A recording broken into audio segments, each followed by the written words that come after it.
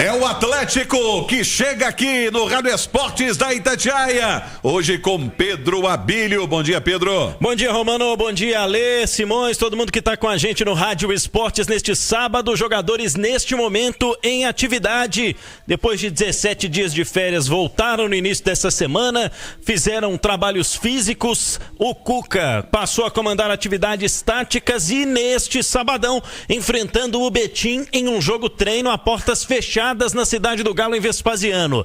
O jogo começou às 10 da manhã, o Atlético ainda não trouxe maiores informações, o Betim também não, mas daqui a pouco a gente vai ter todos os detalhes. Afinal de contas, uma expectativa, principalmente em se tratando de novidades, né? Não são muitas, mas o Atlético, por exemplo, recebeu alguns jogadores que estavam emprestados neste meio de temporada. O Isaac é um deles e o jogador cria da base do Atlético está participando dessa atividade do jogo treino lá no CT em Vespasiano. Romano, a base tem um sábado muito importante, inclusive já começou desde cedo, né? Com o Galinho vencendo no Sub-15, Campeonato Mineiro, 9ª rodada, com 3 gols do garoto Arthur e um gol do Davi. O Galo ganhou do Boston City de Manhuaçu por 4-1, também lá no CT. Lembrando que na semana passada o Sub-15 tinha tomado aquela goleada de 7-1 para o Coimbra, que provocou mudanças no departamento inclusive, e a sensação, né, de que o Atlético quer mesmo focar e corrigir a rota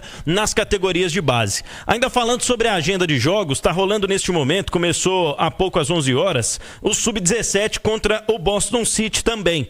Este jogo também válido pela 9ª rodada, só que no Mineiro Sub-17, Galo começou a rodada em 3º lugar com 16 pontos. Ainda tem o Sub-20 hoje, viu, Romano? Joga às 3 horas da tarde na cidade do Galo contra o Mamoré.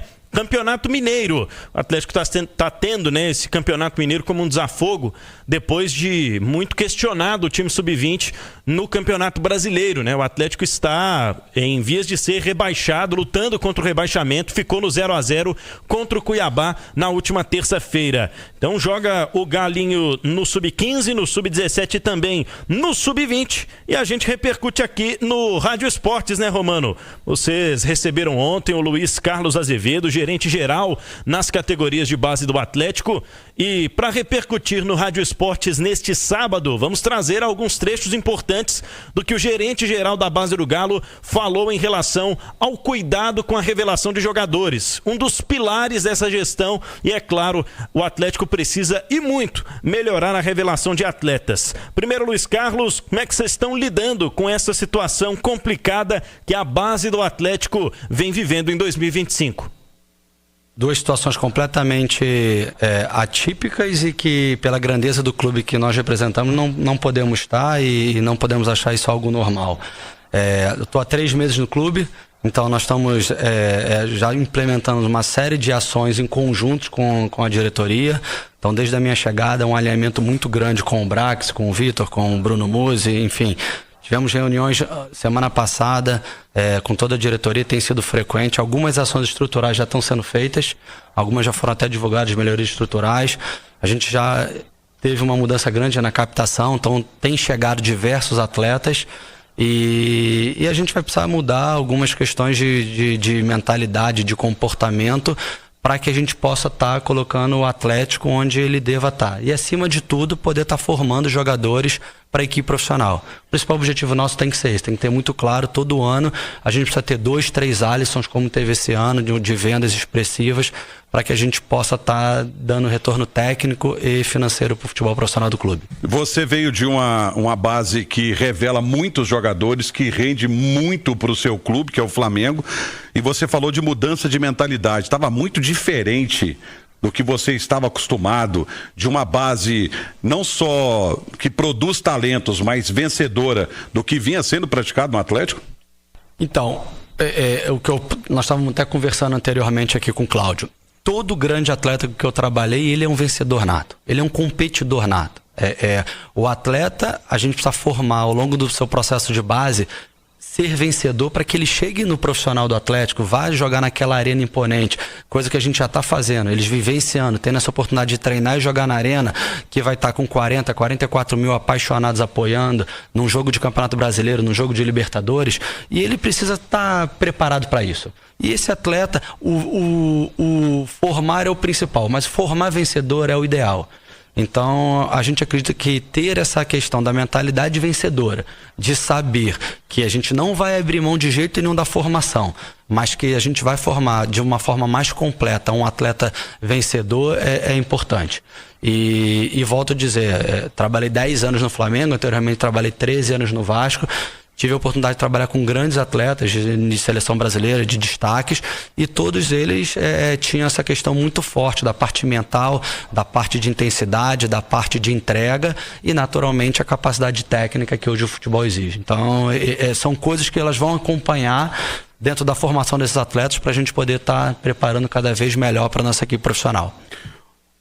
Alexandre Simões, bom dia, tudo bem, Simões? Bom dia, Romano, Pedro, Ale, quem acompanha a gente, tudo tranquilo, graças a Deus. Me chamou a atenção e até fiz questão de pegar dentro da fala do Luiz Carlos Azevedo, que é o coordenador da base do Atlético, essa questão envolvendo mudança de mentalidade, que ele destacou, deixou bem claro, uma mudança de mentalidade. Será que essa mentalidade, essa dinâmica, esse esquema da base do atleta estava errado? Ou para em 3 meses ele já detectar isso? Romano, com certeza, até pelo volume de jogadores revelados e pelo nível do time principal da base, que é o Sub-20, né? Uhum. O Sub-20 do Atlético não alcança resultados há muito tempo. Eu acho que assim, o trabalho principal da base, tá? É você ter o chamado, e isso é beabá do futebol, o chamado olheiro, né? O chamado olheiro.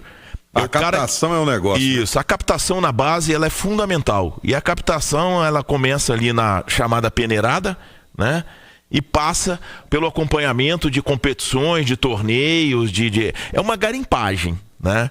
E o Atlético não tem conseguido garimpar. Não tem conseguido garimpar. É um cenário muito diferente do que eu já vivi no futebol ali de anos 90, por exemplo, né? Em que o garoto chegava à base e participava dela praticamente o tempo todo de um clube só, né? Hoje em dia, essa rotatividade dos jogadores, ela é muito grande. Eu acho que isso prejudica um pouco a formação.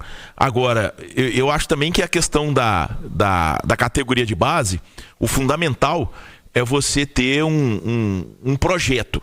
Um projeto que vá do Sub-14, do Sub-13 até o time principal com uma linha de pensamento, sabe? Com uma linha de pensamento. Não adianta você querer formar jogador, não adianta você querer revelar jogador, se na ponta máxima, que é o time principal, você não tiver um treinador que tenha essa característica. Tá? E isso não quer dizer da qualidade do treinador. Por exemplo, o Abel, né? Pra gente citar um exemplo de quem está aí na ponta, foi até uma das manchetes do Rádio Esportes. Sim. O Abel participa ativamente da formação de jogadores do Palmeiras. Claro que eu não estou comparando a categoria de base do Palmeiras com a do Atlético, mas o Abel, ele tem pouco receio. Eu lembro de um movimento equivocado dele, que foi uma semifinal de Copa Libertadores de 2023 contra o Boca Juniors, em que ele deixou de colocar o Endrick, com o Endrick vivia no momento máximo. Mas você vê que nesse Mundial ele não teve menor dúvida de colocar a Alan, de colocar Luiz, de colocar a meninada para jogar. E eu acho que isso também é importante, principalmente quando você tem um time de qualidade. Porque quando você tem um time de qualidade experiente, eu acho que isso ajuda nesse processo de adaptação, nesse processo de formação. Eu tô tentando lembrar aqui, foi contra um time argentino. Foi contra o Boca, a semifinal, lá no Allianz Parque, e aí o Palmeiras, ele colocou no segundo tempo, né? E o Endrick mudou a história do jogo.